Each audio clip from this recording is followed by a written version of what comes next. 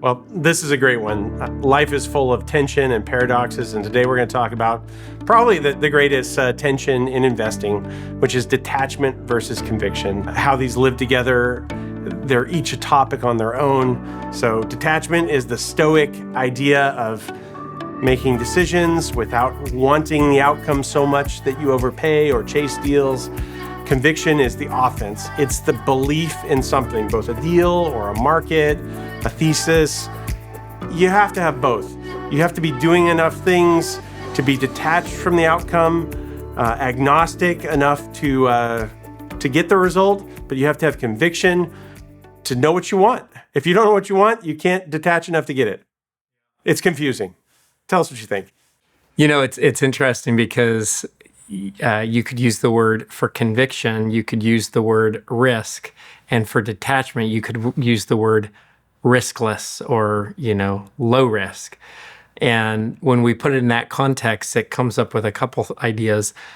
The one idea is like, well, we're investing and it's other people's money, so we should just be detached. Well, the problem is we're not paid to be detached. Yeah. We're paid to make decisions and have conviction. And so there is this natural tension because the reality is, football teams don't win by having detachment. They win by having conviction. The reason we need detachment is because it is almost like a little bit of a pressure release valve on that conviction. So there, in investing, there is this play between the two, but there is a heavy emphasis, as there should be, toward conviction, because conviction is what leads to outcomes. I've heard it said that our job is to have a contrarian opinion and be right. Yeah. It's a very important part. Let's say it this way. I think that there's two schools of thought here, back to detachment or conviction. On the detachment side, most people invest by trying to be so conservative that they can't be wrong, by having so much conservatism baked in that even if things go wrong, they're still fine. It's great. It's important. That's for most companies, for many companies and investors, that's the whole equation. Like, is this still good enough with highly conservative assumptions that I'm either going to kill it or worst case, we'll be fine? And that is a very safe place to hang out, a strong place to be. But there is, while preserving that and putting that on the shelf, the alpha here is conviction. A way to say this differently is attribute scoring, scoring your markets, your deals, pieces of your deals, seeing your both your comp set of what has been and then forecasting what you think will be, seeing how new inputs, new laws, or what's happening in adjacent markets are distorting demand or supply. You can get to a place by coloring with crayons. You can say, we are conservative, You can get to a place. But to be world class, you both have to keep this mindset or you'll be in trouble. And at the same time, become amazing at mapping all these distortions into a belief that's grounded in actual data, that's broken out into subsets and pieces, so it can be reliably built to forecast what's about to be. And that, there's conviction of just like, I believe, and then there's deep data-backed conviction that can really fuel an expert level of belief, and not just a good gut, but reliable, outsized outcomes that happen over and over again. That is a very powerful and advanced and sophisticated way to live. You have to have both, but I'd say 80% of firms do this. A very small but growing number, especially in this AI age, are starting to do this. Yeah, and really you're talking about almost moving away from emotion to data. And if we're candid about it, that will never be a complete move away, because you're still taking data and you're making inferences about that, and you're still constructing a model based on your beliefs. So there's always belief intertwined with that. But what data allows is a much greater ability to act both with conviction or detachment, because the data and the modeling allows you to lift the emotion out of it to where conviction is much more driven by data and conclusions than it is by gut and intuition, but also it allows for the detachment. I think of a recent investment committee meeting that we had where it almost felt like we kind of didn't need to vote. We voted because we all knew what the answer was and because that the process requires a vote. But there wasn't, lots of conflicting discussion because we knew what the underwriting model had. We knew what this new due diligence item was bringing to it. And we knew that these two didn't reconcile each other and that the gap was not, overcomable by the seller. Mm-hmm. And so it is nice that when that detachment comes, it's not coming from this sort of a Zen state of giving up the emotion that I had invested in this. It's coming much more from this is the model. This is what the assumptions that we've all agreed are appropriate for this, and this isn't fitting it now. And so we have to be okay with saying it doesn't fit.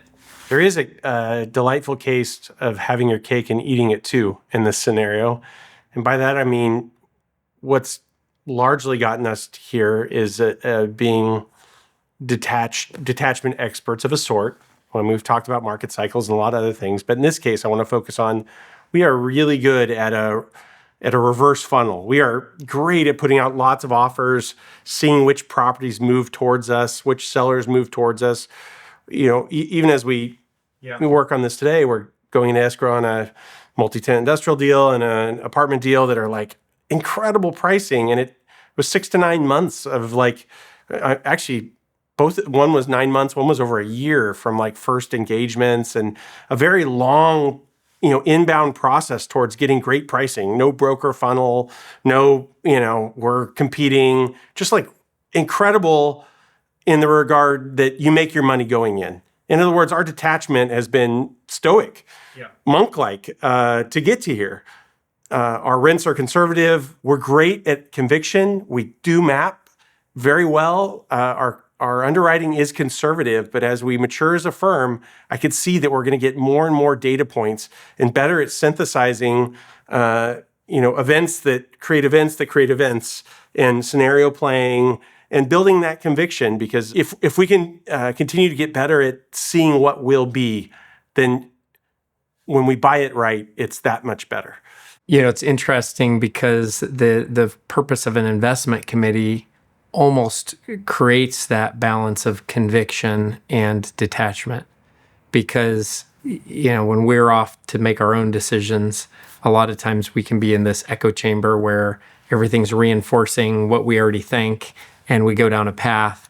And what the investment committee does is a properly functioning investment committee should not be dampening conviction, but rather it should be sensing and seeing that conviction and reinforcing it, but be there to provide some detachment when the process doesn't go as we expected.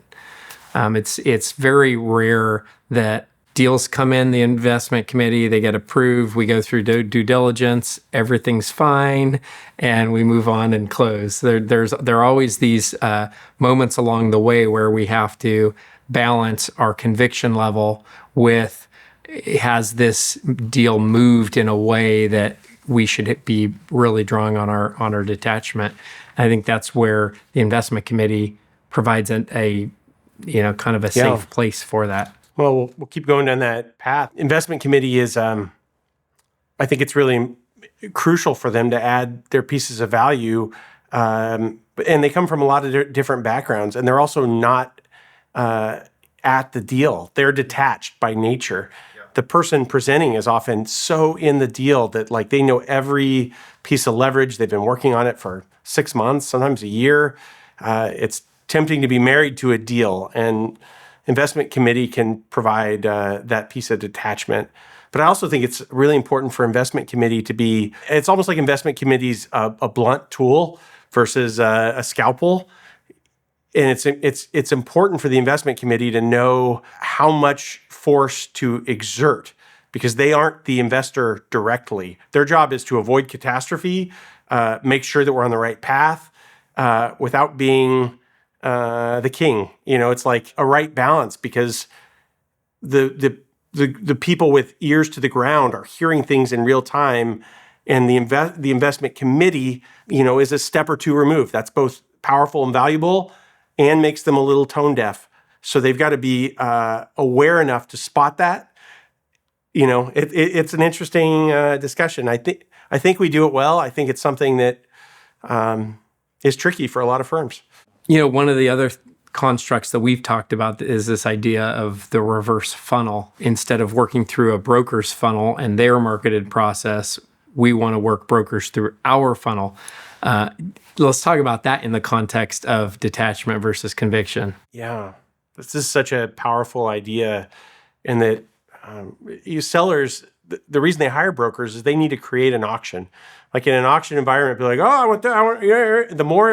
The more people, the more interest, the higher the prices. It is our job to avoid auctions like the plague. We are not in the auction business. We are in the Zen business. It's our job to be detached in that regard. Every day I come in, and either us or someone on our team gets, hey, what do you think of this deal? What do you think of this deal? Like every day?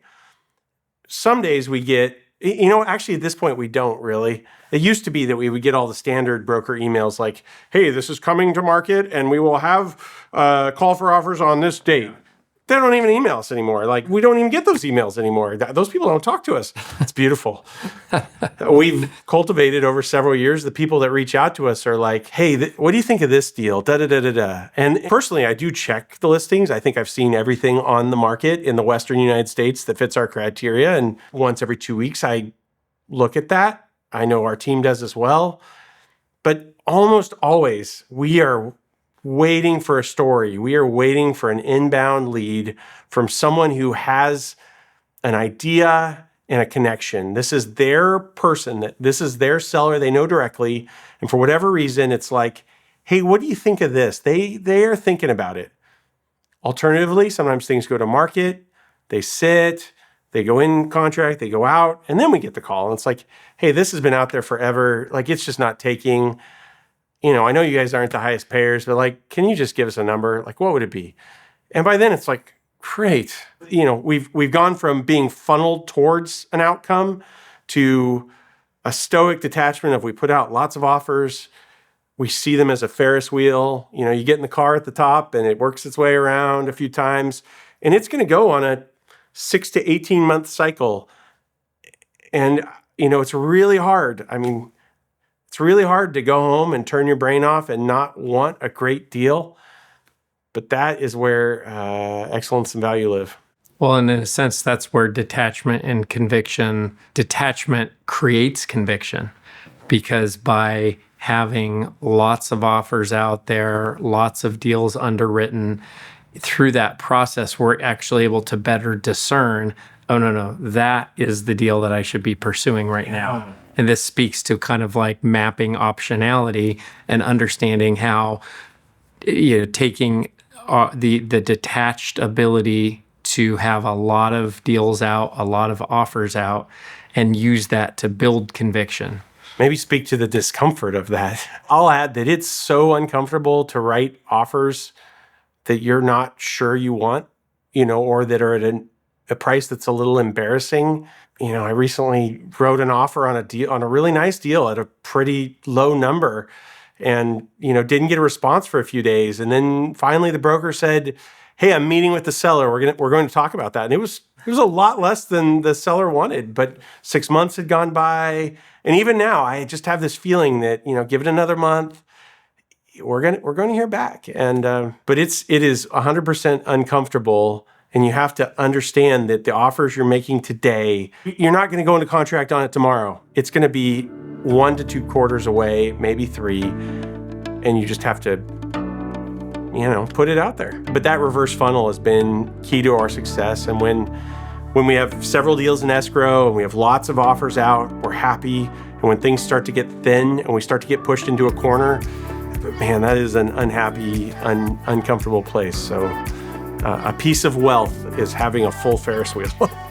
Yeah, and fundamentally, again, our job is to have conviction and to move toward conviction and to act decisively. And that's why we're paid for the work that we do. But having that healthy level of detachment, both early in the deal stage and late in the deal stage, really allows us to ultimately make better investments.